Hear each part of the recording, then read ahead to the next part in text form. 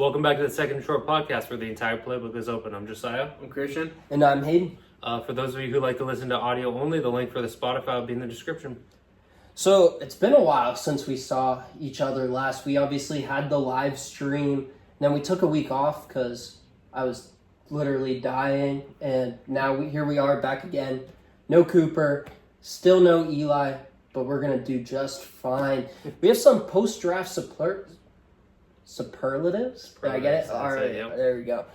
English is hard, it's fine. Yeah, especially communications major. Like, it's a tough life out there. I don't know how we expect foreigners to know English when we can't even. There's so much colloquial and like slang in English. Colloquial, yeah. I feel like we're playing the game where like we try and fit a word onto the podcast. Superlative and colloquial. What's your word again? Float? Yeah. But there's so much like slang in English and like words mean the same thing and like it's just it's wild. I've heard that learning English is like super hard. Yeah. So glad I did early. Speaking of English class, superlatives, high school's wrapping up, the yearbooks are coming out. I don't know if that is that a good segue? How am I doing? Yeah, that's good. We getting professional. I think this is episode 30 now. Yeah. So buttoned up. Straighten your tie. Yeah. So let's just dive straight into it. Who won the draft? You want to go first? I'll go first. Yeah. I'm going to say Philly just because Philly's Philly. I mean, Howie Roseman just steals everyone. Jeremiah Trotter, 5th round. All right, right? 5th round. Tom Brady. Jeremiah wasn't the 4th, right? He was 5th. Trotter was 5th round, yeah. And then, they drafted someone in the 4th because I kept raging in the whole 4th round and everything. He snagged someone else I won in the 4th round for the Steelers. It was one corner. Shipley.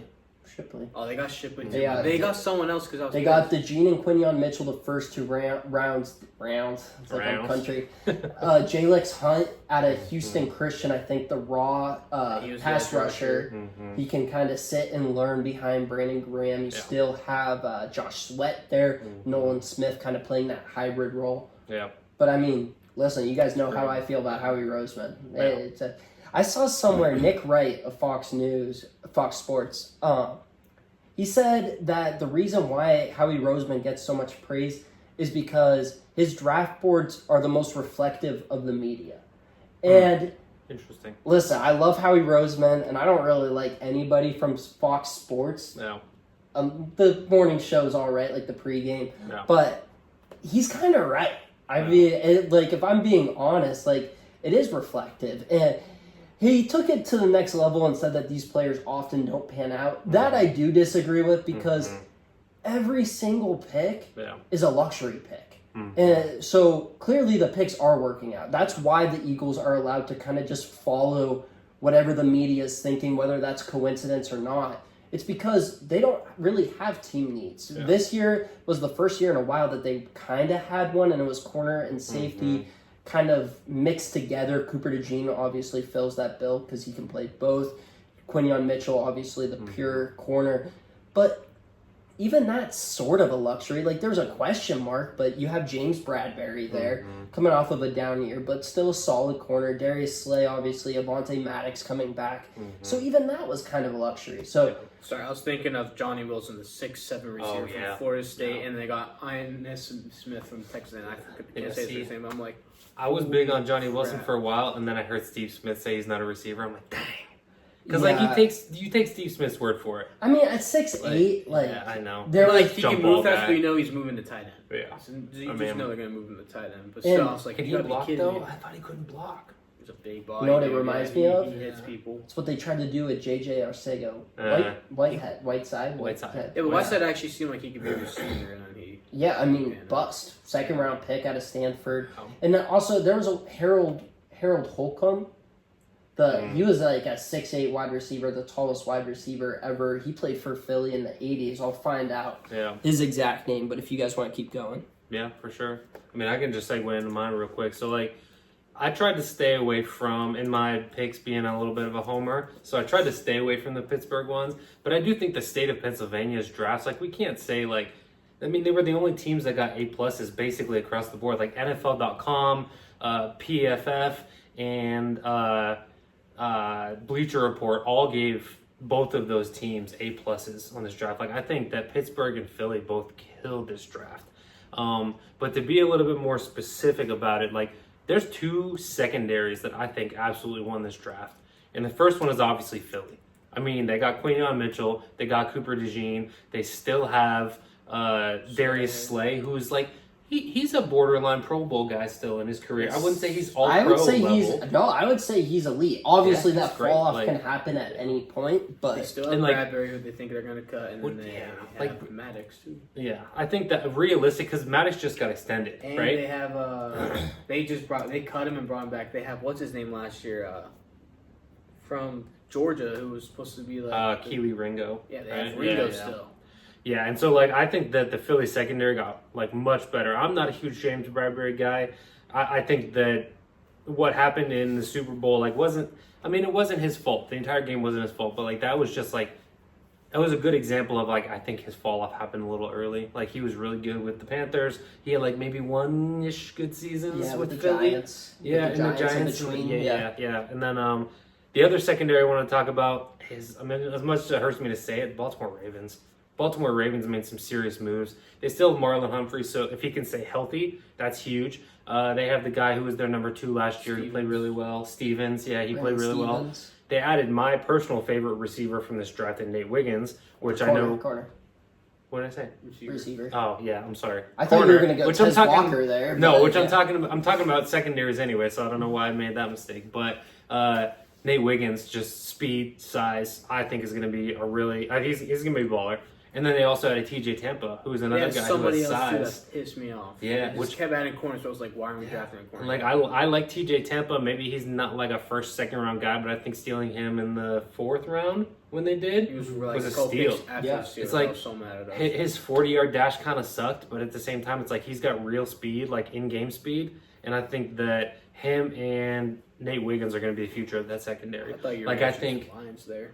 yeah, I mean the Lions Drake did. Stroud. That's another one too, but like I like what the Ravens did at their secondary, and I hate what the Ravens did with the secondary as a Steelers fan. So It was annoying. but yeah, those two secondaries I think are the winners of this draft. So Yeah, and then just to rewind, the wide receiver I was talking about was 6'8". Harold Carmichael played for the Eagles, actually a member of the 70s All-Decade team, perennial Pro Bowler, perennial All-Pro, actually led the league in receiving yards. I've seen him come up on like the Madden Ultimate teams just because he's 6'8", where you put him anywhere on the field, he's going to get a pick, he's going to catch the ball. And I agree with you guys, really, the Ravens draft, amazing. I mean, Devin Leary, I think, comes in and can be QB2 right away. I know we saw that long drought of quarterbacks. I like Devin Leary a lot. The NC State quarterback turned Kentucky. Rasheen Ali, Josie, you and I were just talking about him. He's somewhat connected to us, some mutual friends, I guess you could say. The running back out of Marshall, TJ Tampa, Tez Walker. Eli's obviously huge on the Penn Stater, Adisa Isaac, and tackle out of Washington. Without Chop there, that's why I was behind him too. The only thing he's small for an edge rusher. And I had similar stuff. The Steelers, as you mentioned, maybe we can hit on them a little bit. Something tells me they'll probably come up later. So I'll actually hold off on that. I'm going to go the Rams. And a defense that played pretty well last year with no huge names. Kobe Turner, the defensive tackle, alongside Aaron Donald this past season, honestly probably could have been Defensive Rookie of the Year, just didn't have the big name. I expect him to take another step up even without Aaron Donald. But then you add the 2 Florida State guys and Braden Fisk, who I feel like is crazy athletic. He's a plug-and-play guy. And then Jared Verse, who's a little bit more raw, but the athleticism is uncanny. I know Raheem Morris is gone. They need it. They have a new DC. But I still think this Rams defense is reloading. I love it. Add on to the fact that I nailed the Blake Corum pick during our mock draft, which I felt like that was a pick that I kind of just threw out there. But like spaghetti when you're boiling it, it just stuck on the wall. And listen, him and Kyron Williams, I don't think there's any exact trait that they do excellent that stands out above the rest of the pack. But they do everything above average. They're more than proficient at everything. And listen, the Sean McVay, the McShanahan tree, they use running backs. They get used up. Kyron Williams, second in the league in rush yards. He still missed like 6 games. Well, guess what? Instead of having Darrell Henderson, Ronnie Rivers, whoever else they had last year, now you're going to have Blake Corum, a guy who has national championship pedigree, a guy who can carry the load. So I just love that. Yep. And Aaron Donald might come back. They keep pushing for it. I don't know, dude. I don't think he's coming back unless they're actually for sure like best team in the NFC or something. My dream scenario, Tom Brady comes back to the Raiders. J.J. Watt comes back. I wish to the Steelers, but let's be honest, it would be to the Texans. And then Aaron Donald. Which I still think Aaron Donald finding his way to the AFC North is not necessarily off the table right now. Because that's where he's originally from. Whether that's Cleveland or whether that's Pittsburgh. Cleveland. Ugh. Can you imagine him, Yeah. Zadarius Smith, Myles Garrett? Wow. Be a lot. Yeah. Be a lot to handle. I don't love that. So Yeah. let's move on and do the loser of the draft. We're gonna kind of shift more to a negative connotation, but whenever you guys are ready. I'll go first for that one. I mean, I think it's kind of low-hanging fruit here, but I'm going to go with the Falcons GM, Terry Fontenot. Like, I don't know. I mean, obviously people talk about the pick, which you could talk about that for a half hour on why we think it was bad, why we think it could work out, blah, blah, blah, whatever. I think that the video that surfaced where the owner felt the need to come into the war room and have a discussion with the GM after he made that pick is, I mean, that's a bad look. That's a real bad look. And I think that if something happens where, like, I don't know, I mean, let's say Kirk balls out this year, does really well, they almost make the playoffs, they make the playoffs, like whatever that looks like. Didn't happen with Aaron Rodgers. Yeah, and like, I don't know, I have a feeling that, like, if something goes wrong where, like, Penix isn't good or blah, blah, blah, I think that Fontenot's going to get the boot. Like, I think that he put his job on the line by making that pick, and he put a lot of marbles into a guy that people were thinking could fall into the late first. See, I don't mind the Penix pick. Mm-hmm. Like, people are hating on Kirk, massive deal and everything. Mm-hmm. I don't mind them sitting him for those years, and I think that he could be good still. I don't like any of their other picks. I'm trading up with their third for that defensive tackle from Clemson. That was really early for him, even though he was a day 2 pick. Yeah. I just didn't like there were some picks I didn't mind, but I didn't like it. Well, you also have to remember that, like, he as the GM is also the guy who signed Kirk to a 4-year, first 2 years fully guaranteed, I think, contract. Like, gave him $100 million guaranteed, and then also went out and picked Penix. And so it's like he's the guy that did both. It's not like... And it was JJ still on the board, too. Everyone thought JJ has a better ceiling. Well, yeah, and so And it's like younger, I think that the pick all around is just like he put the fire under his own butt for the hot seat. Yeah, it just doesn't make sense when JJ's younger. If you sit him for that many years, people see him as high, like top 3 quarterback in the draft. JJ's 22. Yeah. And Yeah, Penix is 23, almost 24. Yeah. Yeah, right? he'll be 24 as a rookie. Yeah. So I mean, he's not going to see the field for probably 2 years.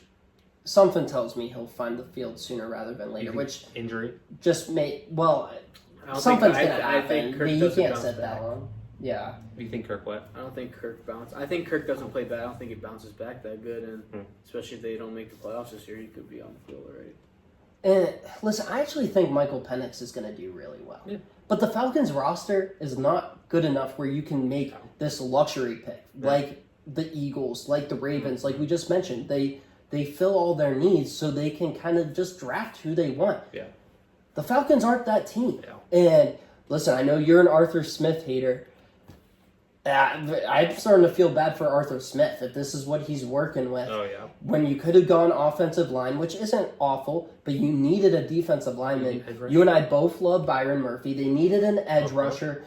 You could have traded back. I know you didn't want to risk the Broncos or the Raiders grabbing Penix, but I feel like it was rushed. And if they would have given us, and listen, I know you don't want teams to know your full draft strategy, but also you have to get your team and your fans like comfortable with the idea of whatever decision you're going to make. And it was rushed. Yeah. 2 minutes before the pick was in, Adam Schefter just came on and said, don't be surprised if this is Michael Penix. And everyone, Falcons fans and non-Falcons fans, were kind of like, okay, what just happened? And then sure enough, that's what happened. And it just felt very rushed. It felt like they were trying to go back on the Kirk Cousins deal before he even took a snap. And I just don't love it. And I still think he could be pretty good, but there's no way to make Terry Fontenot look like a genius after this. No. Is that how you say it, Fontenot? Fontenot, okay. yeah. I was putting the T at the end, Fontenot. Well, maybe that's what we say now because it's going to be Fontenot, the GM. Yeah. So. Might have to trademark. Also, one final note on that before Christian, you go. Bill Belichick. This was the one job that Bill Belichick was rumored to have. One of the reasons why it didn't seem to work out, Arthur Blank wanted him, was his ties to the front office. He didn't get along with Rich McKay, who's pulling all the strings. Terry Fontenot was going to stay on as GM. I'll tell you what, Bill Belichick is doing the right things right now. Between doing the draft with Pat McAfee, now doing the Tom Brady roast that happened earlier this week. Good. Did you guys watch it? I did. Okay. I might have to. We might have to like, make that the audible. But there was some funny stuff, but I don't think that one was pretty bad compared to all the other ones I've seen clips of. But the bottom line, Bill Belichick is becoming likable, and I don't know. I would start to have buyer's remorse. It seems like the Falcons are having buyer's remorse over Kirk Cousins. Nothing against Raheem Morris, but Bill Belichick, say whatever you want about him as a coach or a GM. I don't think he's making that pick. Yeah, no, I agree. Christian, who you got? I don't. You go first because I had the Falcons were my top choice because I was looking through teams and I just can't choose between the team right now. So I'm going to mention two teams, and those two teams actually didn't have awful drafts, but they're losers of the draft for different reasons, and that is for trading for a quarterback. So the two teams that I'm going to list here, the Cleveland Browns and the Carolina Panthers, trading for both Deshaun Watson and Bryce Young. Technically, obviously, they just traded for the first overall pick, but it was to draft Bryce Young. Yeah. And if they would have drafted C.J. Stroud, which, listen, that wasn't just the Panthers. Most teams had Bryce Young as the QB1, so don't want to get on the David Tepper hate train too much.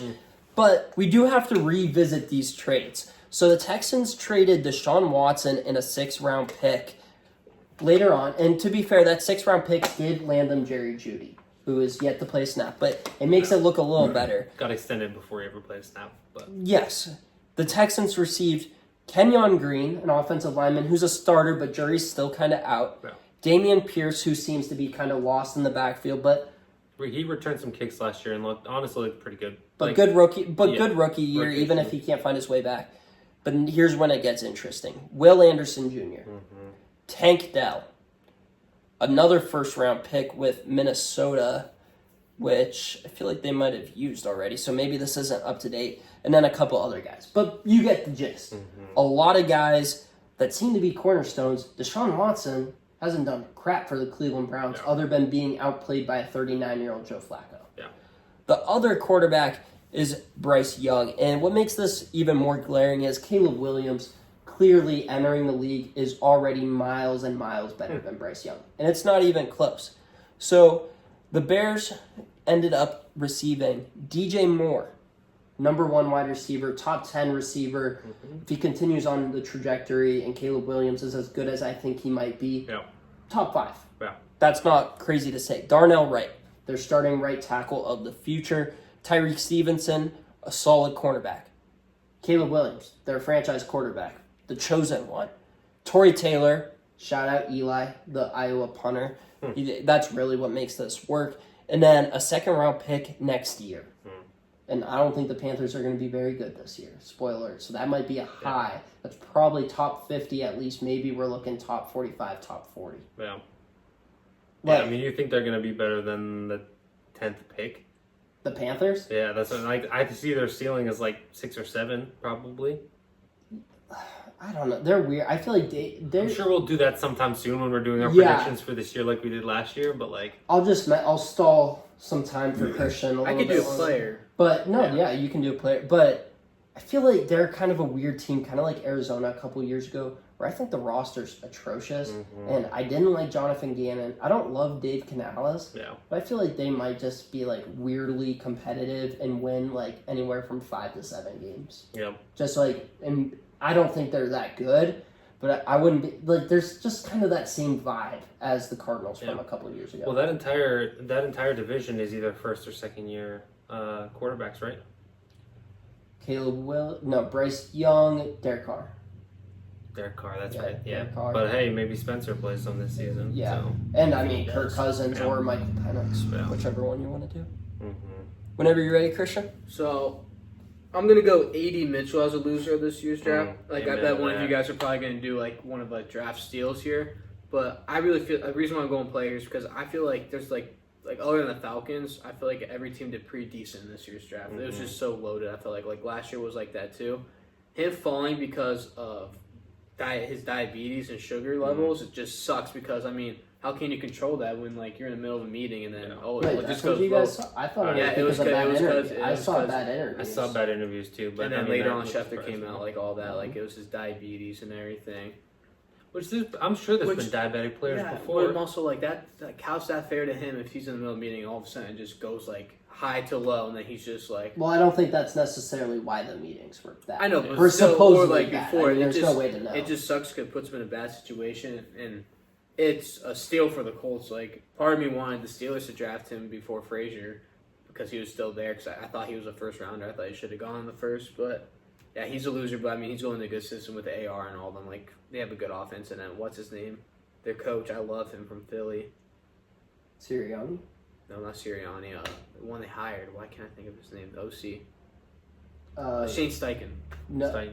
Oh, he's for the talking Colts. about in the Colts. Yeah. I love him. I love his offense. I think he's going to fit well into there. Yeah. I mean, I was honestly shocked on draft night. Obviously, some reports came out since then, but I loved AD Mitchell. I thought that he was actually a better receiver than some of the guys who went in the first round. I mean, we'll say Xavier Worthy. That's what I was getting at with that. It's I think that he's a better overall receiver. Maybe not a threat as far as the deep threat and things like that. 4'3" at least. I think that AD Mitchell, talent-wise, is insane.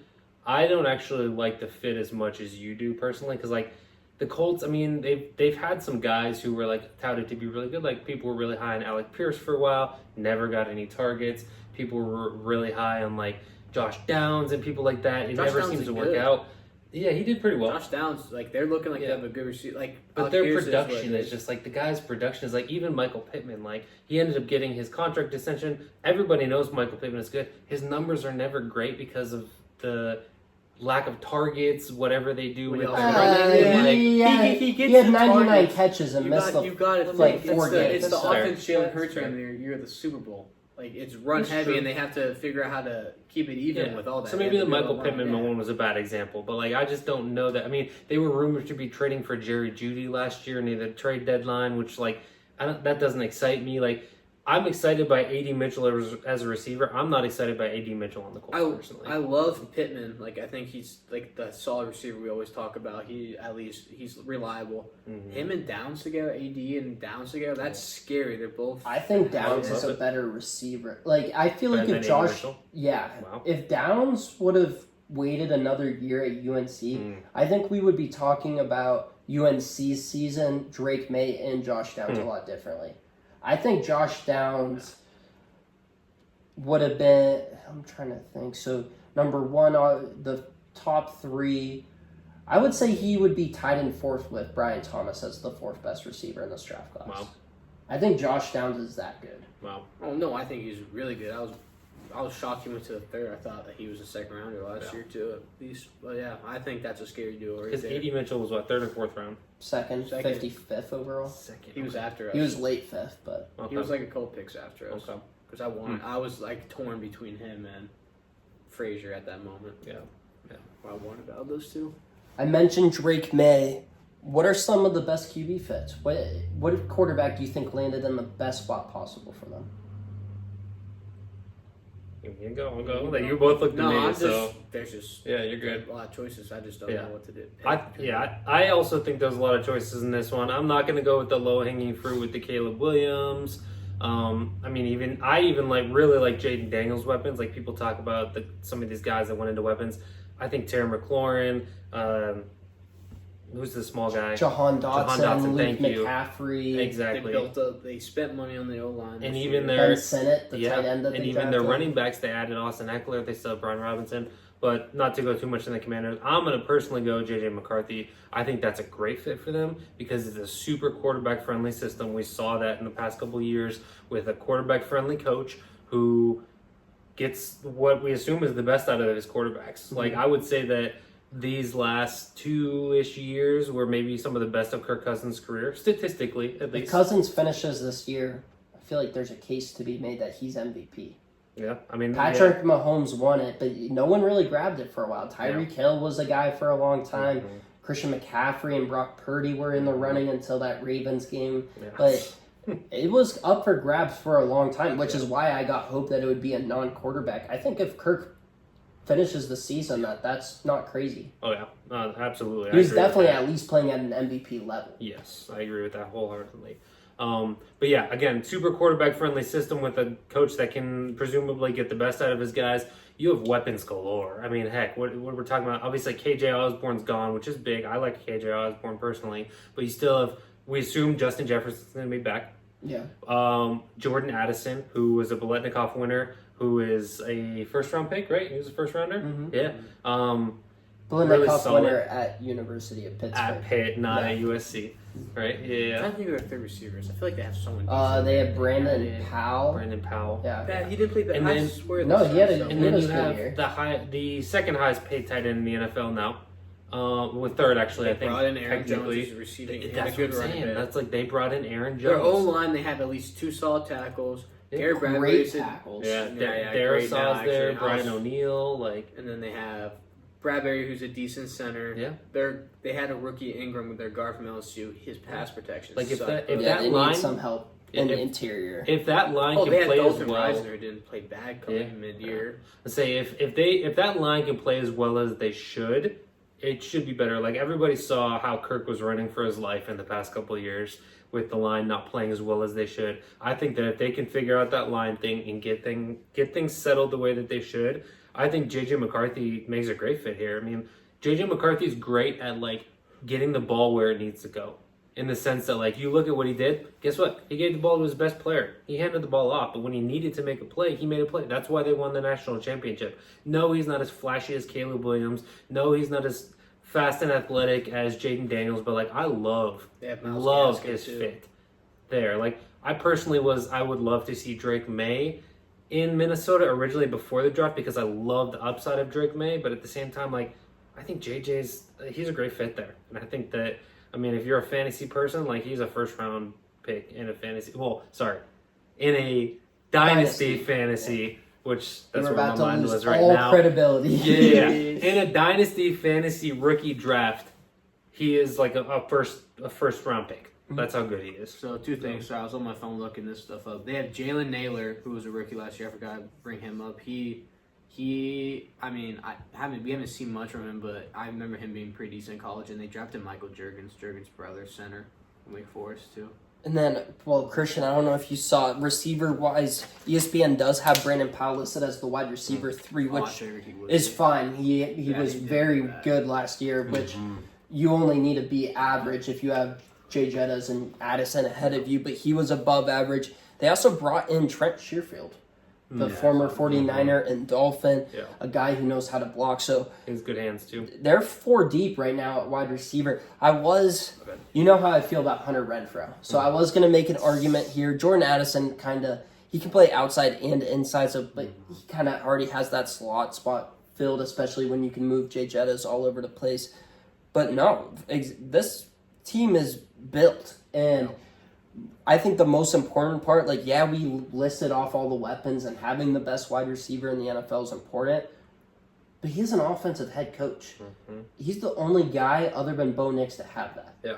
And I think, I know you were talking about the Bears. I think JJ's situation is better. Yeah. I feel like he doesn't have to come in right away necessarily. I would hope he's the day one starter over Sam Darnold, but that's not necessarily going to be the case. Darnold might open up the season. But Caleb Williams is being coached by, who's their offensive coordinator? I forget. It's the Seahawks old one because Shane remember Waldron. JJ They have Shane Waldron calling the offense, and Matt Eberflus as the head coach. I feel like that reason alone knocks Caleb Williams down. Yeah, the weapons are great for both Minnesota and Chicago, but J.J. McCarthy is in a perfect situation. Mm-hmm. Do you remember what I said pre-draft? He's a more athletic Kirk Cousins. Yeah. So, which is a great fit. No, perfect. On paper, I say they had the best offseason Vikings. I know they lost a ton. They lost Danielle Hunter and all them, but they did great filling in all those spots. Mm-hmm. You guys, I mentioned him earlier. That's why I had to look it up there. Do you remember where KJ Osborne went? He's a shoot. I don't. Where'd he go? Because he went to the Patriots. It's the Patriots, which I was like, we were knocking the Patriots' weapons, which like KJ Osborne's never been more than like a 2-3 based on like where injuries are. But like I like KJ Osborne. He's also never had the chance. Yeah, like I like KJ. I didn't Osborne like him going to personally. New England, so I didn't think he was going to get a chance there. I mean, but let's talk about New England weapons because I actually just made a video about it. I was doing my favorite picks in the second round, and with each one of those videos, I'm doing one pick that I wasn't a fan of, and Jalen Polk was the one that I wasn't a fan of because I think he's all right, but I didn't like the fit. I feel like they needed more explosion, and he was picked too early. So I don't love the fit. I don't like where he was picked as well. Juju Smith-Schuster's still there. His knee's all jacked up. I don't know how much left he really has. Kendrick Bourne. Hunter Henry's a solid tight end. Do they have another running back other than Ramondre Stevenson right now? I'm not even sure. If Tyquan Thornton, can't forget about him though. Baylor guy. Yeah. Look, he had 4.2, low 4.3 speed. It's a running joke with us because it's a running joke with us because I was a big Tyquan Thornton guy coming out of the draft last year. Was he last year? He was a couple years. I was at Syracuse. You were texting me at Syracuse. Yeah. And his first game that he played, he missed like the first 6 games of the season or something. First game he played, he had 2 touchdowns, and I don't know if you've seen the end zone since. Like it was just. Yeah, I was gonna say. I mean, the quarterback. You were loud there for a little bit because the other guy you liked was Tariq Woolen. And that was obviously a stellar rookie year. A little bit of a drop this year. Sophomore slump. It happens. It happens. I mean, him and Devin Witherspoon. I would still take that young cornerback duo almost pretty much anybody. I'm sure there's another duo that's tough. I mean, Cooper DeJean and Quinyon. That might be. Yeah. But they also have Demario Douglas. Still, he was a rookie last season. Has some talent. They have JaMychal Hasty, the former 49er backup. Yeah. Antonio Gibson's there. He's completely fallen off the earth. Yeah. He was a talented receiving back, former receiver at Memphis. Because that was a big story. Him and James Robinson, 1,000-yard rushers. James Robinson. Yeah. They have Austin Hooper. So the tight end room is solid. Hunter Henry's probably top 10. Probably. Maybe. I'm gonna have tight end. I'm gonna have position rankings soon. Yeah. But was there any overlap between him and Herbert? I don't think there was. It was the year they got Herbert. He went to New England, I think. Yeah. So Josie, you mentioned Drake made of Minnesota. I'm gonna pull up Austin Hooper just to kind of see because that's how we do things here. One of us say something and then I get curious and I want to fact check it. So I'm gonna see if Austin Hooper did play with Justin Herbert. I think. There might have been a year overlap there. You mean Henry? Hunter Henry. What did I say? You said Austin Hooper. Austin Hooper, which is that's what you looked up. But Drake made to the Vikings. Yeah. There were some other ones. I would be a lot higher on Jaden Daniels if the Raiders would have been able to trade up for him, which I think they wanted to do. Michael Penix going to the Raiders would be... Dude, Michael Penix to the Falcons is actually kind of cool if you think about it. Just the Kirk Cousins side is that much worse.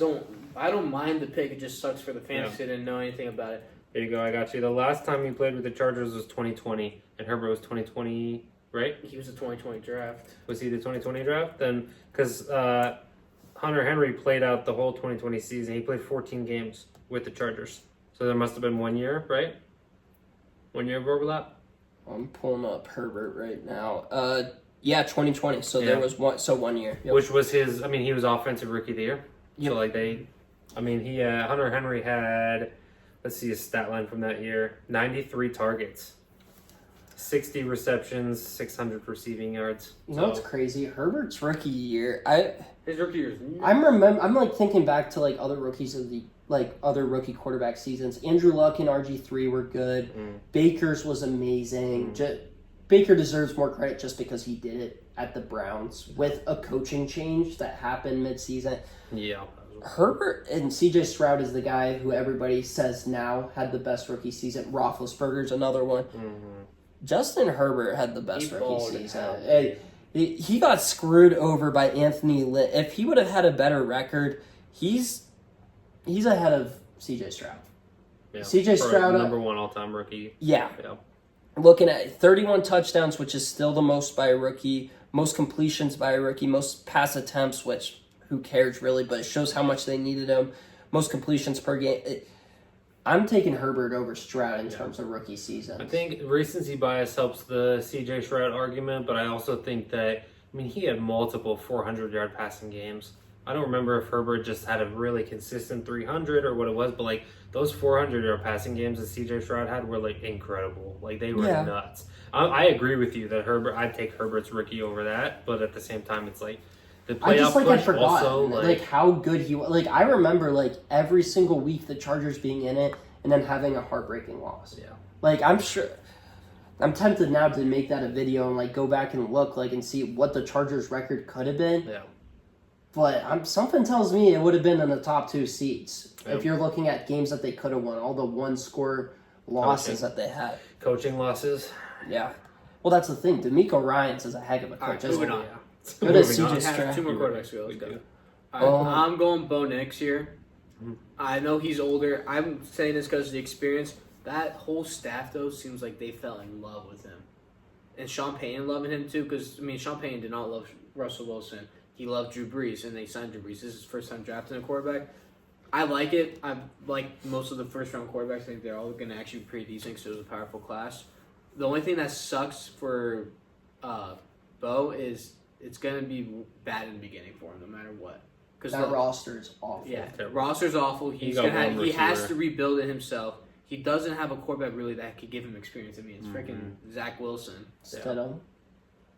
Yeah, Stidham a little bit, but Stidham's still, solid. it's just you wish you had another guy where you don't want to throw him in, even though he has experience. He's that guy that still needs to learn a little bit. Yeah. It's gonna be bad before it gets good there for him, but hopefully it gets good. He plays good, so people won't just hate on him right away. I don't know where he's gonna throw the ball. Cortland Sutton, who is aged at this point. You don't know if maybe he's gonna be gone. Maybe they try to make a move for somebody. Who's wide but receiver they 2 right now? Tim Patrick. Probably. They have Troy Franklin that they drafted. Mims. Mims had a good season last year. I am a Mims fan, but that's unproven. That's projecting forward. You have Javonte Williams. Oh, they drafted Troy Franklin. They still have him and Bo Nix together. Samaje P. Runs still there. I think they're gonna run the heck out of the ball this year. It's just he has to get thrown in before. The only good thing I feel is going for him is Sean Payton loves him and the whole staff loves him. I thought before the Zach Wilson trade that there was a chance that we would see a Ryan Tannehill signing. He's still out there, which is... If there's an injury, he'll get signed somewhere. I'm sure he will. But so Carson Wentz signs over a month ago with the Chiefs. I'm taking Carson Wentz over Ryan Tannehill, and it's not even close, especially if I have a quarterback who's out for the season. Ryan Tannehill was awful this past year. Which I think he's better than what he played. I don't know if I want Wentz either. If there's a free agent quarterback you want to develop a quarterback with, it's Joe Flacco this year. Well, yeah. Is he a free agent now, or is he back? We were talking about injury, though, Christian. We weren't talking about Colts on 1 year. That's where I'm Broncos. I wanted you couldn't give him $8 million for a year. We weren't talking about sitting and developing. We were talking about if a quarterback went down because that was the team. I mentioned J.J. McCarthy being a more athletic Kirk Cousins. Bo Nix, a more athletic, maybe more arm-talented Drew Brees. Obviously, projecting just from a strict... How tall is Bo Nix? He's a decent QB. From a play style standpoint. I'm not saying Bo Nix is a future Hall of Famer. And I don't want to crap on Drew Brees, but Drew Brees, the physical traits weren't amazing. That's not what made Drew. Drew didn't have the strongest arm. He wasn't the most athletic. If Drew Brees was a couple inches taller, he wouldn't have had his head cocked back to see over the offensive line. Bo Nix is 6'2". Okay, which Drew was 6 flat. Probably more like 5'11". Yeah, I was gonna say 6 flat. But everybody's 6 flat when you're 5'10", 5'11". So. Christian would be 6'2" if the NFL was in charge of how tall he was. So. I mean, I think Bo Nix is similar. In Sean Payton, we trust. Offensive-minded head coaches, I think that can't be And he also loves overstated. Like, Sean looks like he's like madly in love with his quarterback, which is a good thing to have too. Yeah. Who was the steal of the draft? You didn't go your quarterback. I agree with Josie. It's JJ. I don't think that there's too much really room for error. I think Caleb Williams has great weapons. JJ McCarthy has weapons and the offensive-minded head coach. I don't think that too much needs to be said. I agree with pretty much everything both of you said. There's gonna be so many steals of the draft. I don't really know. Just give me one. We're Walker, already at 40 minutes already. Tez Walker, UNC. Tez Walker, that's a good pick. To Baltimore. I didn't even that was think one of of him. my draft gems. I didn't think of him going to Baltimore at all, and then I just saw Baltimore trade up, or not trade up. They just drafted him in Tampa in the 4th round. I was so mad because those are 2 guys I would have taken if we wanted double on receivers. I mean, he's just fast. I mean, he didn't have the greatest hands, but I mean, if he could develop there too, then Baltimore has him and then Zay Flowers and Bateman, and then probably sign someone who's at least a decent guy. Yeah. I'm gonna go with that. Was actually one of my draft gems that we talked about before in that pod we did right before the draft. I'm gonna talk about another of the guys that I talked about that I think should have been an early 2nd round pick, but fell to the first pick of the 4th round, which is wild to me. JT Sanders from Texas, the tight end. It's like I'm huge on. Gosh, if I had a penny for every time You Jersey have, mentioned you'd have JT Sanders, $150. Alec McCaffrey that day 2 of the draft. We would be rich. I was gonna pick Sanders, but I was like, he's gonna pick him. So Absolutely. Because like I'm a huge proponent of the fact that it's crucial to a young quarterback's development to have a solid tight end, to have a safety blanket. Part of the reason Ben Roethlisberger saw success early in his career, he had Heath Miller. You know, I mean, you look at last year's like when C.J. Stroud was in trouble. Yes, he was looking for Nico Collins, who's got a huge, massive build, who was a number 1 wide receiver. He was also looking for Dalton Schultz. Dalton Schultz had a great year last year. I don't remember last Dalton time Schultz is great. The Panthers had a good tight end because they have a young guy. They have a young guy in Tremble. It was also who did develop from Notre Dame, and then they signed Ian Thomas's stupid. You had Ian Thomas and Chris Manners as kind of the Greg Olsen successor, but it's been Greg Olsen. That's how long it's been. JT Sanders, just go watch his tape from Texas. The dude's a baller. He's a great receiver. Can't wait for JT Sanders. I'm rooting against JT Sanders now just because of how much you like him. The dude's a great receiver. You go back and watch him. If the dude was built differently, he would have been a receiver, and he probably would have been a 2nd round pick. The dude is a legit receiver. I'm putting money, not literally, but on the fact that JT Sanders is going to be a Cooper great owes me year. $20. We haven't mentioned that. Obviously, they added some other people to the Panthers. They went out and got some weapons, like we talked about for Bryce. They went out and they traded for Deontay Johnson. They went out and got Xavier Legette. Great. They did what they needed to do this offseason. Yeah, build absolutely. up the O-line, draft stuff for Bryce personally, Young, and then they got Canals. Personally, of all those guys, I think JT Sanders is the best fit to the system that they want to potentially have. JT Sanders at 401. Yeah, please. Christian, who was your guy? Walker. Tez Walker, yeah. I forgot those Tez some of those. DeVondre Sweat went in the 2nd. I feel like you guys left me someone on purpose. Maybe. And I appreciate it because I've been high on him for a while, and you and I have similar thoughts, so sometimes we can overlap. I'm obviously referring to Peyton Wilson. He was my linebacker. Who did you think? I thought you were going Nate Wiggins. Oh, I mean, steal of the it's a steal, but also you guys both did mid-round guys. So I mean, that's fair. But I'm not going to go Peyton Wilson. I feel like we overcorrected the problem. We're all Yinzers. We're a Steelers podcast, unofficially. You mentioned the Steelers real briefly. I feel like now, what if we just make that? We still need Casey on. We ended up not doing that because I got sick. Yeah. I'm starting to wonder if Casey can come on next week. Maybe we make that a Steelers draft recap. Peyton Wilson. I mean, I'm going to talk a lot about him. Plus, if there's another wide receiver move, whether they sign Cam Sutton, I feel like we might reserve that for next week. You said Cam Sutton. Yeah. I thought you meant Cortland Sutton. You said receiver. Receiver or Cam Sutton. It's in trouble with the law, brother. Steelers don't play with that. Yeah, they do. Antonio Brown, Le'Veon Bell, Ben Roethlisberger, Michael Vick, James Harrison. Do I need to go on? LeGarrette Blount. Okay, Blunt and James Harrison was never in trouble with the law. Martavis He was in Bryant. trouble with the friggin' law that is the NFL. True, he was also in trouble with the actual law. Martavis Go ahead and look it Bryant. up. Martavis Bryant. Yeah. Martavis Bryant. All right. Point made. The Santonio Holmes. Plexico burns. Wow. All right. So, We're looking like a bad organization. That's why we don't talk. anyways, shout out Becca. I know she loves whenever we Good give job her catching that. yourself Anyway. there. What did I say? You said shoot. Yeah. All right. Anyways, Who's your pick? Who's your steal? so we'll do the Steelers eventually. Whether we're gonna either do that next week with KC or maybe just next week in general. Yeah. But looking here, Luke McCaffrey. I know that became like a mockery and a joke during day 2, but I think he's legit. I don't know how he didn't wind up on a McShanahan team. Yeah. Whether that was the Bengals, Rams, 49ers. Going Mike Shanahan team once upon a time, forever ago. Yeah, I mean, I for sure thought Niners were going for him. No matter what. Jeremiah Trotter I have listed here. I don't think he's great necessarily. I think he's more of a 2-down player. But where you got him, I think he could contribute right away. Obviously a legacy player. I'm gonna go Zach Zinter though in Cleveland. And I mentioned earlier that all 3 of these picks were my draft gems prior to the actual. There you Go go. back and watch. All 3 of those guys I had as my draft gems. you must have made like an impact on us. We're all thinking. Apparently. But and I mentioned the Browns. They were a loser of this draft, not because of the draft itself, but more because of what they had to give up to give Deshaun Watson, who has not done diddly squat since playing. Zach Zinter, early day 2, maybe even sneaks into round 1 if he's healthy. Cleveland, their offensive line is just getting stronger. There's not really a hole right now. I don't think people realize how good Cleveland's offensive line is. Jack Conklin missed all of last year.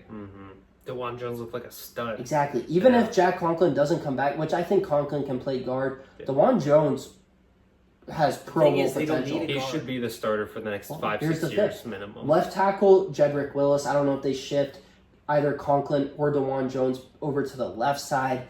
They're both bigger, kind of mauler types. I don't know if you want to really mess with that. DeJuan Jones was viewed as a project, and then he was able to contribute day 1. You have Wyatt Teller and Joel Bitonio, best guard duo in the league. Yeah. And then who's their center right now? Posick. He came out Ethan nowhere. Posick, He did good. So I don't know where exactly he's going to go. He might not need to contribute right away. Bitonio and Wyatt Teller are both on the older side, so maybe they use that to kind of cut down on the cap. They're going to have some contracts coming up. Yeah. Greg Newsome, obviously the Deshaun Watson deal is huge. You're getting Amari Cooper's aging out. You paid Jerry Jeudy. So they could use some money. Yeah. But Zach Zinter, whether it's for this year or the future, I just love it. Yeah. On a lesser extent, similar to what Baltimore did the year prior with Andrew Voorhees out of USC. A guy who is viewed as a starter, but due to injury slips, he was 3rd round, I think, Zach Zinter. Yeah, that sounds right. So, great pick by Cleveland. Yeah. One of the steals of the draft, I think.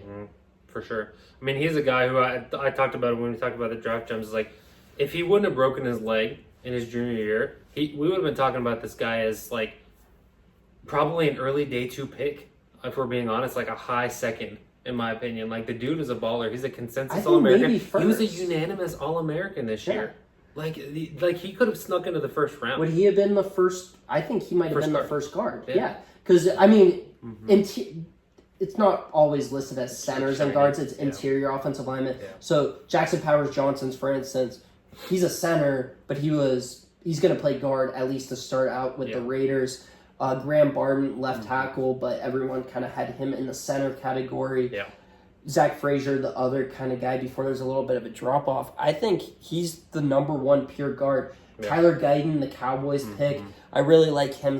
But he was listed as a tackle. He's listed as a tackle, can play guard, though. So he's the only other guard, but even him, he's kind of a tackle that would have been in that 1st-round conversation. Yeah, I love it. I mean, I hate, again, I'll say exactly what I said about the secondary with the Ravens. I love it for the Browns. I hate it for the Browns. Like as a fan of an AFC North team, I hate the Zach Zinter pick. I hate the Nate Wiggins and TJ Tampa and Tez Walker picks because like they made the teams better. I hate the Marius Mims pick to the Bengals, but at the same time, Burden. Yeah, they're all great picks. Like they're all studs. AFC North's not going anywhere. Oh, they're still the best division of football. Like, I think if you look at the Bengals last year, you lose Joe Burrow. Mm-hmm. You lose T. Higgins for part of the year, I think. Jamar Chase was battling injury. They were beat up. They were still competitive right till the very end with Jake Browning. Is he still there? Yeah, he signed a 2-year extension. I was actually trying to look. For some reason, I thought of him earlier. Undrafted? Was he undrafted? Undrafted out of Washington. Yeah, he was Washington's quarterback that first year of the college football playoffs. But started off in Minnesota and then has been on Cincinnati's practice squad every year since his rookie year, I think. It's in like his 6th year, but this was his first year of action. There's 2 more categories that I really want to get to. I feel like we could talk about the Tom Brady roast a little bit. I know me and Christian have talked a little bit. You and I, shockingly, have not had the opportunity to talk about it. And then also there's a potential for trivia. I feel like we could maybe skip over our favorite pick of the draft. I mentioned a few guys, some of honorable mentions. Yeah. Some other ones were Jalen Wright, some early round ones that I liked. Cooper DeJean, Quinion Mitchell, McConkey, Graham Barton. Brendan Rice in the 7th round. That's another one. Jalen Wright, I think, with Miami. Him, Devin Achane, Jeff Wilson's still there. Raheem Mosert's still there. I don't know how they're going to feed all these guys, especially with OBJ coming over. You still have Braxton Berrios, and then obviously Waddle and Tyreek. But I love it. I love the value. I think he's a Darren Sproles type that would fit anywhere. Yeah. Josie, are there any other honorable mentions? I feel like this one's kind of similar to the last one. I have one that I'm high on, and part of it is because I ended up getting him in the fantasy rookie draft that I just had. But Audric Estime, the running back out of Notre Dame, the fact that he fits into a Mark Ingram role in a Sean Payton offense, like he could be the goal line back. He's not necessarily extremely explosive, but he's really strong and he's a powerful runner. And like just looking at him and watching his highlights, like I think the dude fits what Sean Payton wants for one of his rotational guys, and I think he even gets a chance to rotate in this year. So I think Audric Estime is a good fit for the system he's in, even if he's not one of the best running backs in the draft. So. Christian, was there any... hold on real quick, but you'll get a chance. So, as I mentioned, I'm doing the TikTok series where I go through about 5 players each round. 4 of which I love it, whether that's due to scheme fit, team fit, where they were picked, and then typically 1 negative. Audric Estime, I think they picked him in the 5th round. Correct. He is my negative for the 5th round, so I don't want to dive too in depth. And there's a chance that I'm wrong. Running backs are such a crapshoot where like you can get them anywhere. So if you're telling me Notre Dame's running back gonna end up being a decent rookie, like that's not that crazy. I am kind of intrigued for you to watch that video whenever I make it. Yeah. Christian, anybody else that you want to shout out? You can say no. We mentioned all. Tampa.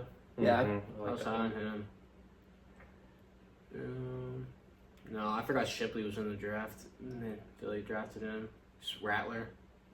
Yeah. Do you want to talk about Rattler a little bit? Yeah, that's one that you were high on. New Orleans. I didn't even think of New Orleans going for him, and then when they drafted him, I was like, shoot, that makes a lot of sense. I know they have Olave. They don't have like the best weapons, but he still has a decent O-line.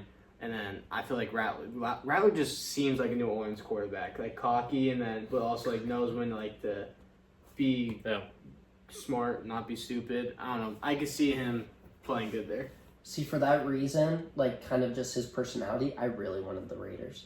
And there's talent there. Yeah. And I feel like I love Gardner Minshew. And part of me is actually a little excited that we're going to see him for a full season, barring injury.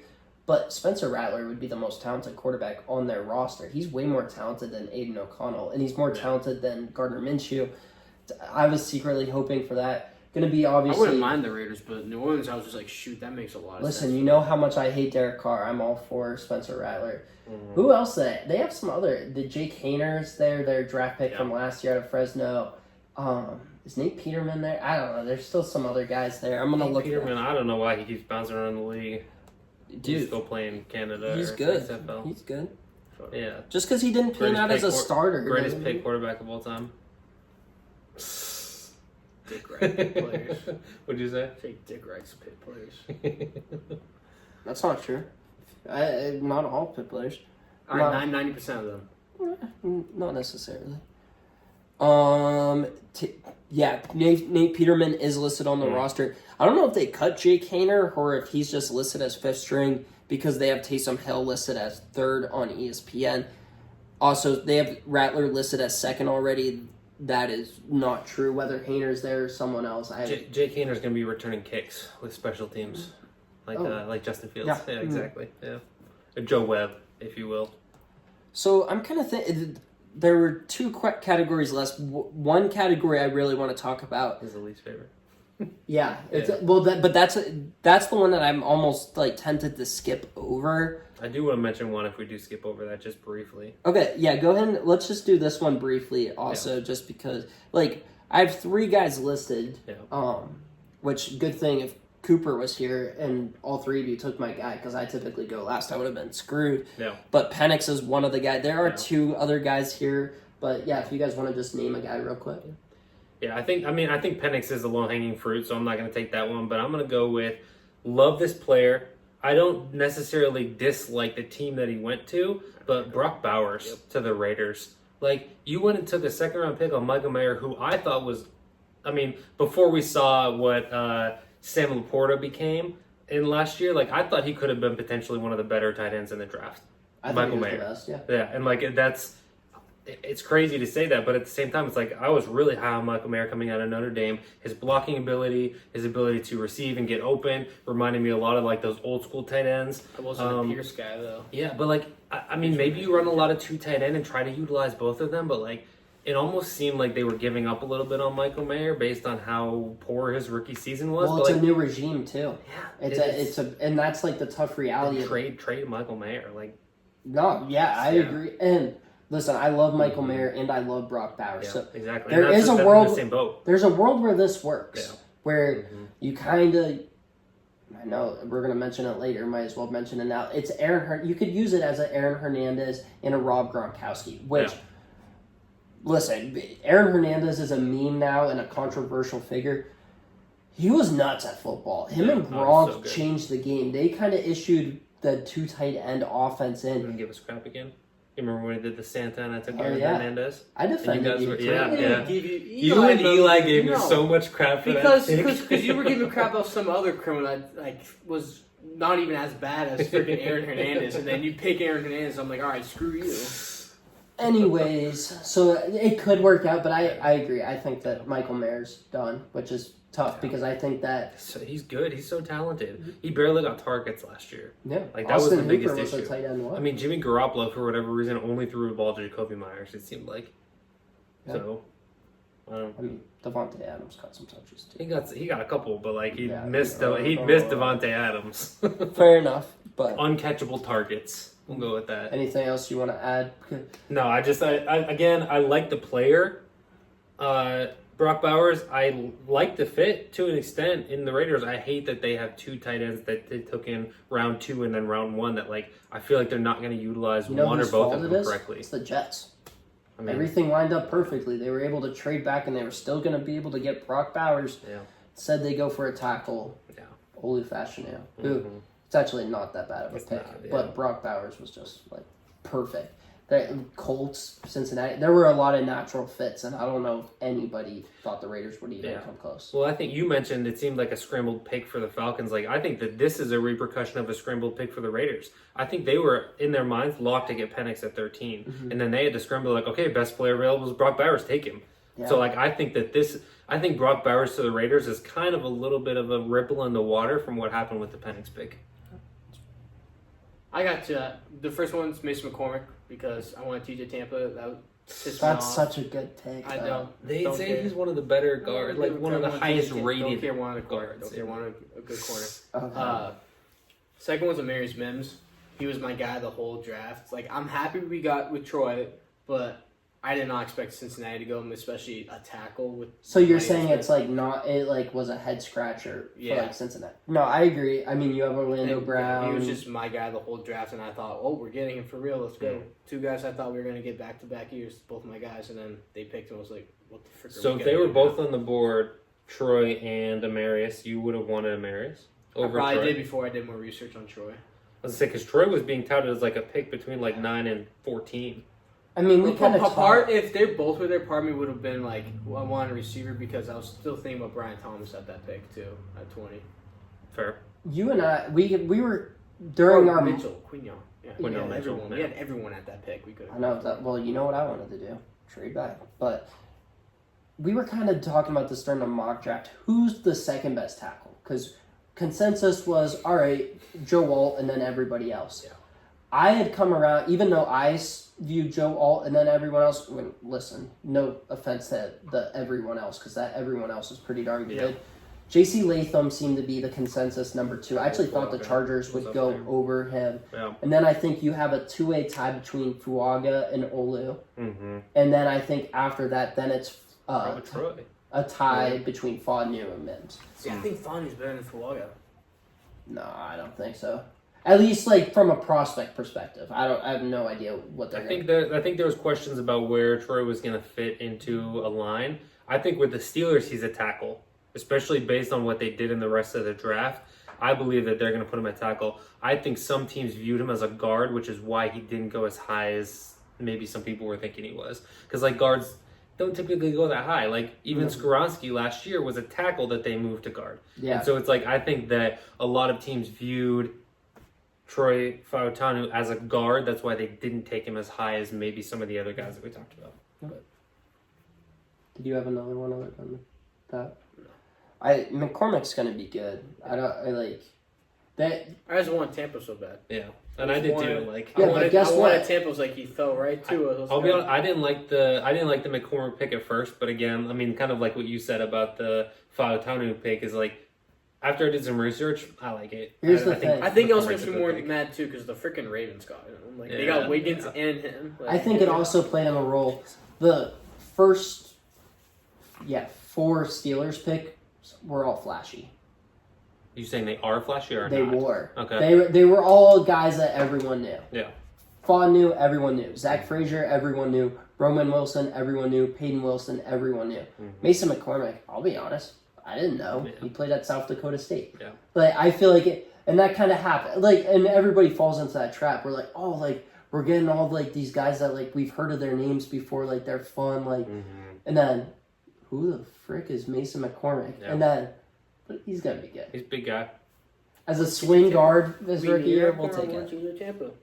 Yeah, and I think he's a much improved version over what their rotational guard is now. With as much as I like Herbig, like I think he's a better version of Herbig.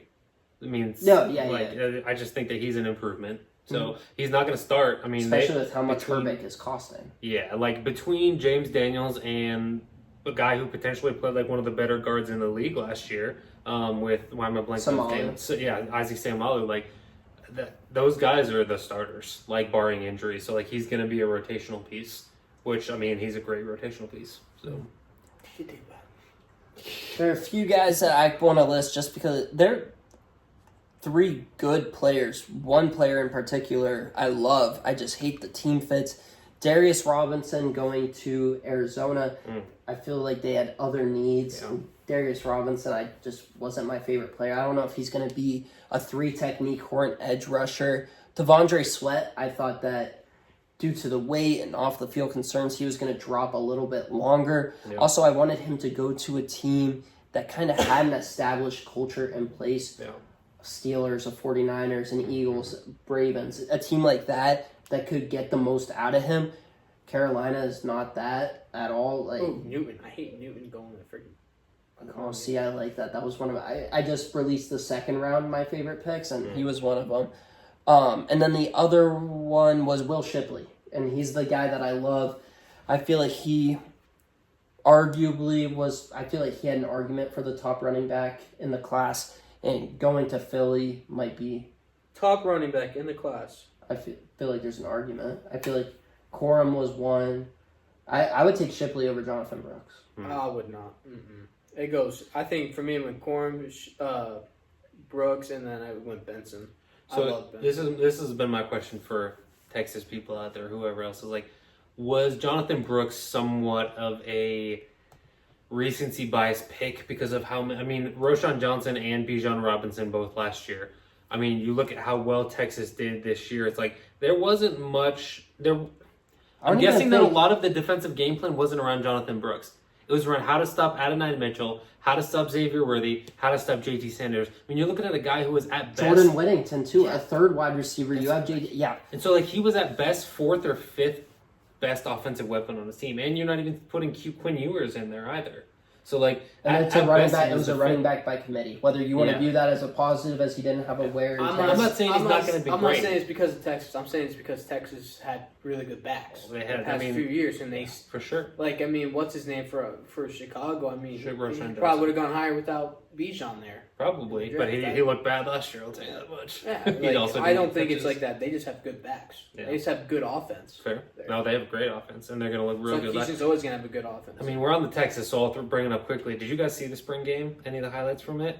Arch is a beast. Arch balled out. He went like 19 for 24 for 340 yards and 3 touchdowns. I would not be shocked. Quinn Ewers' first pass of the game was intercepted by D. that wasn't his fault though. That was a guy who can't catch a freaking ball. Yeah, I get it. It's spring game, but like Arch looked like the first overall pick in like 2 years. I could see Arch taking over this year if Ewers has one. Ewers is going to have to suck. Ewers should have declared this year. If Ewers declared this year, 6 quarterbacks won in the first round. But he would have been one of those 6, right? He probably would have knocked Bo Nix out of pick 12. And I would have loved that because then more people would have fell to the Steelers at that point, and we don't know. I don't know if 7 go in the top 19 though. That's nuts. So you think? So yeah, I mean, I think that you were supposed to be for McCarthy and Penix for sure. I'm not sure. I don't know how it would have turned out. I mean, listen, maybe 7 do go in the top 19. Maybe the Raiders end up getting a guy then. Yeah, but I think if Quinn Ewers would have declared this year, he still would have been a first round pick. So I know we're getting off topic, but like we gotta get through this. We're at an hour and 6 minutes. Not so bad. All right, this is our last category, a fun one. Best undrafted free agent. Frank Gore Jr. Listen. There was some low hanging fruit. I'll go last. That's my. You're right though, because he's the one guy that we could actually see doing something. Like Sam Hartman. Like I loved him in college. He's not doing anything for Washington. The guy, the Steelers guy, not Rice Plumlee. Hey, are you just gonna name all? I don't know, like every undrafted guy. You stick to one. I said Frank Gore Jr. I'm just saying that. Yeah, Frank you started listing off other. Frank Gore Jr. is the one good, probably the only player who I know and I think is actually who can contribute to a team, at least RB2. No, and I agree. And running backs. I looked at the list. Is he gonna be RB2? I mean, they just got that Ray Davis. No, he's not. Yeah, they got Ray Davis. Yeah. Listen, running backs are so. I get it. Yeah. It's a shuffling. You don't know James Cook could be out of there. You don't know that. James Cook's not. I don't know about that. I don't want to hear that from you when you're like running backs. No, I don't want to hear that when you talk about running backs like that. No. It is possible. I don't know if I'd say it as casually as Christian did, but there is a chance if we're looking like 2 years from now where James Cook kind of falls off. I mean, look at James Cook's teammate last year. Damian Harris was close to a 1,000-yard rusher. 2 years later, he's out of the league. Yeah. Well, he retired early because of his injuries, I would assume, I think you're thinking of Michelle. I think Harris is... Oh, Harris did retire, He retired. But it just showed... I mean, he had 3 carries last year. Something about those Bills players, like, retiring at halftime, you know? Yeah. R.I.P. Vontae Davis, but retired at halftime. They have a couple of special teamers right now behind Ray Davis and Ty Johnson and Darrington Evans. Yeah. I mean, and I'll be honest, I don't know a ton about these undrafted free agents. So Frank Gore was actually my pick as well. I think, again, it is definitely the low-hanging fruit, but, like, I don't know a lot about these undrafted free agents, to be completely honest with you. So that's why you watch college football. I don't watch college football. This is the one who picked Frank Gore Jr. If you watch college football... I had a good reason behind that. That's fine. The other guys are just going to be nobody backups who I loved in college. All the other guys, I'm like, I don't really know these names. And I usually would know them if they were decent in college, too. Like, I'm a huge legacy pick guy. And, I mean, Frank Gore Jr. had an incredibly long, productive career. Mm-hmm. Like, I mean, you look at what he did even on, like, different teams. Miss, Like, in Southern Miss. Like, he was a late pick, too, wasn't he? Where was he drafted? No, not what team. What round was he drafted in? I don't actually know the answer to that Frank Gore was actually pretty good at college. He could have gone to senior school. Frank Gore Senior. Where was he? I think he was a second rounder. Well, what made that so interesting was he was coming off of he tore at least one ACL, maybe both ACLs at Miami. Yeah. He also played with Willis McGahee, Clinton Portis. It was a huge committee there. Yeah. Yeah, I think if Frank Gore went to a better team, he probably could have been drafted higher, or at least drafted, because he was a good recruit coming out. I was surprised he wasn't drafted. I mean, he ran a 4.4. He can catch. He can block. Mm-hmm. I thought that he was a 3rd round pick, number 65 overall. Okay, so early 3rd. Yeah. But no, I think Frank Gore. That's the first pick. That's the first pick of the 3rd round. So 65. Yeah. So very early. Because I mean, 64 picks, 32 times 2. So, but yeah, I mean, I just think that, and also what Frank Gore tweeted out, something like a lot of teams are going to regret, like, my bloodline is good. Like, I agree with that. Mm-hmm. I haven't watched a ton of juniors highlights, but like, based on what Frank Gore was, like, you're getting like a smash mouth tough running back who's like. I thought he was going to be an early day 3 pick. Yeah, I thought he was going to get drafted for sure. I think if he would have gone to a better school, he would have got drafted higher.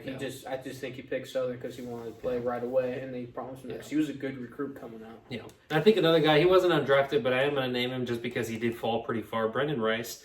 I think you're going to get a hard-working kid who's. I mean, I don't know if you guys saw the video that the Chargers put. I think it was on like their TikTok, and may have put it on Instagram too. It was like the dude left wherever he was because he had to go bury his best friend.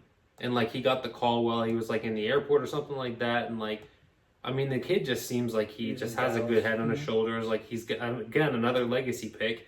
Who just, I think those are going to be the two of the hardest working guys out of this entire draft, I think, is Frank Gore Jr. and Brendan Rice. So, real quick, before I name my guys, I do want to correct something. Christian said that Frank Gore Jr. was a high recruit. He was only a 3-star, and looking at that was a 4-star. The places that offered him a scholarship, Southern Miss, Florida Atlantic, Chattanooga, Kentucky did offer him one, and then Miami, he had a visit, but no scholarship offer. I think freaking TikTok. Miami U? Huh? Miami U? Yes, which is dad, so it makes sense that they would I interested. figured they'd be selling it. The freaking TikTok, dude. I'm just gonna have to start googling. Blame your misinformation on TikTok. Sure, all right. I saw 4-star. So John Reese Plumlee, the Steelers' 4th quarterback right now. I'm excited for it. I loved watching this guy in college. His claim to fame is playing baseball and football at UCF. Obviously, going the football route for now. I feel like maybe he transitions to a wide receiver. I'm personally hoping that he plays well enough at quarterback where he gets stashed on the practice squad. Listen, all 3 quarterbacks on the Steelers roster, all 3 are good. They're also all on 1-year deals. And Russell Wilson and Justin Fields, the two, and then Kyle Allen, which people don't realize Kyle Allen's legit as like a backup. For sure. I feel he like came in and won some games for the Broncos that 1 year. Well, he was viewed as the Panthers' succession to Cam Newton for he started off 4-0. Yeah. So I like Kyle Allen. John Reese Plumlee, though, a guy that I'm going to get excited for during the preseason. There's limited stuff you can get excited for during the preseason. A mobile quarterback with a fun college backstory is one of them. A guy who I noticed, though, and I think I might be onto something here. Carson Steele. He was UCLA's running back this past season. He's a bigger guy. He doesn't run a fast 40 or anything. I think the Chiefs are going to try and turn him into a fullback. Utility fullback. I think I might be onto something here. Someone to look for. Anthony Sherman was their last traditional fullback. A guy who played pretty well for them. Patrick DeMarco actually had a stop there before he went to Atlanta. Carson Steele, I think I might be onto something here. But. Yeah. All right. You want to talk about the roast? Sure. We can briefly. Do you want the trivia just real quick? I just have one. Yeah, sure. All right, so I actually heard this on. I couldn't verify it because I can't find a site that actually verifies this for me. But I heard Steve Smith say it on his podcast. So I'm taking it as Bible in this scenario. But who in 2023 was the most pressed wide receiver in the league? Who faced the most press man coverage? 20 what? Which one? In 2023, just this last season, who was the most pressed wide receiver? Is it Puka? Mm-mm. Is it a big name guy or is it going to surprise us? It's a big name guy. He's not with the same team he was with. It might surprise you a little bit. Stephon Diggs. It's Yeah. not Stephon Diggs. Keenan. I'll tell you this much. He started out the season okay, and then by the end of the season, a lot of people were questioning whether he belonged on the team he was on because people found out that when you press man him with a good corner, he's completely obsolete. He was a wide receiver 1 on his team, technically. Thielen? No, not Thielen. Well, he's still on his team. Yeah, yeah. I mean, I'm trying to... So, thinking through it, somebody who's being pressed isn't going to be a tremendously fast guy. Right. Because, if you press Tyreek Hill, he's a good route runner. You're making a mistake. Yeah. So, he's not super I fast. said Keenan. It's not Keenan. No. So, He's been a number 2 on a team and an unsuccessful. He's been really successful as a number 2 on his first team, and since then, anytime he's been the number 1, he has not been successful because he can't beat press man coverage. I know it's not them, but the 2 guys that come to mind are Michael Thomas and Juju Smith-Schuster. I know they're not. Yeah. When you said that, they're one of the better. He did play most of the season, if not all of the season, but in the second half of the season is basically not there. Gabe Davis. The team that Gabe Davis went to. Oh, Calvin Ridley. Calvin Ridley was the most pressed wide receiver, and part of it is because he got absolutely locked up by... Come on, Mom, you're good. He got locked up by L'Jarius Sneed, which, funny enough, they're teammates now. So, yeah. But they were talking about that on the Steve Smith podcast that people started pressing Calvin Ridley, which is part of the reason that the Trevor Lawrence didn't do very well and why they had to fall off at the end of the season and stuff like that was because they couldn't get any separation and basically their number 1 guy was obsolete. So, all right, we can talk about the roast. Listen, I let a lot fly. We can't repeat any of the actual quotes from the roast, but we can do some quick takeaways. I know you've heard clips of it. Have you watched the whole thing? I watched the whole thing. So me and Josie have watched the full thing. It's hilarious, dude. I'm sorry. All right, go ahead. I mean, I'll just talk about my favorite part, honestly, was when, not spoiler alert, sorry, but Bill Belichick shows up and nobody necessarily expected him to be there from what it would seem like that it's part of his makeout tour where he's trying what am I looking for? With the girl that PR tour. Yeah, with the Ring camera. Yeah, exactly. But anyway, when he was on stage and he was like, yeah, one of the things that's equated with me or a lot of times given to me is that with the Patriots we had this phrase, do your job. And when he said, I've watched NFL Sunday mornings and I'm begging you, Gronk, don't do your job.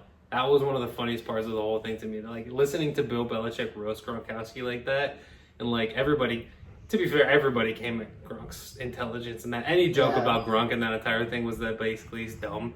But I love Bill Belichick's part because it just, I don't know. I love this new Belichick that we're seeing with where he's, I don't know, fun, I guess, question mark, He's trying to make himself marketable. Yeah, the fact that he even did the draft spectacular, is that what they call it, with McAfee, and then he just did this roast. It's we're seeing a new part of Bill Belichick, and it makes me hate him less because as a Steelers fan, we hated Brady, we hated Belichick. That means it's working. Yeah, and I hated Brady a little bit less with the Tampa Bay Buccaneers. I hate Bill Belichick a little bit less now that he's not with the Patriots. So yeah, I like this new Belichick personally. So all right.